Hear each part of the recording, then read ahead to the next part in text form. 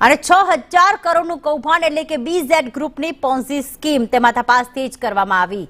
મુખ્ય સૂત્રધારને શોધવા કવાયત કરવામાં આવી રહી છે।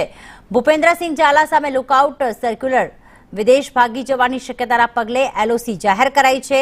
પોલીસે સગા સંબંધીઓના બેંક ખાતાની પણ તપાસ શરૂ કરી છે।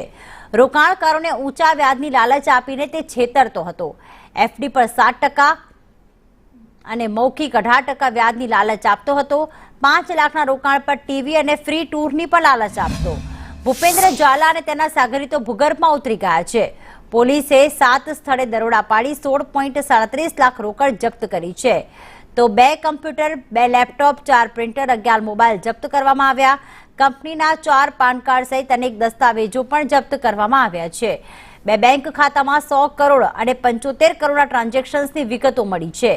ભૂપેન્દ્રસિંહ બીઝેડની 3 કંપનીના સીઈઓ તરીકે કાર્યરત છે। અન્ય એજન્ટો રાખી અનેક શહેરોમાં ઓફિસો પણ ખોલી હતી અને પોન્ઝી સ્કીમના નામે કરોડો રૂપિયાનું કૌભાંડ આચરવામાં આવ્યું છે। એક અનુમાન લગાવવામાં આવી રહ્યું છે કે આ પોન્ઝી સ્કીમના નામે 6000 કરોડનું બીઝેડ ગ્રુપની કંપનીએ કૌભાંડ કર્યું છે।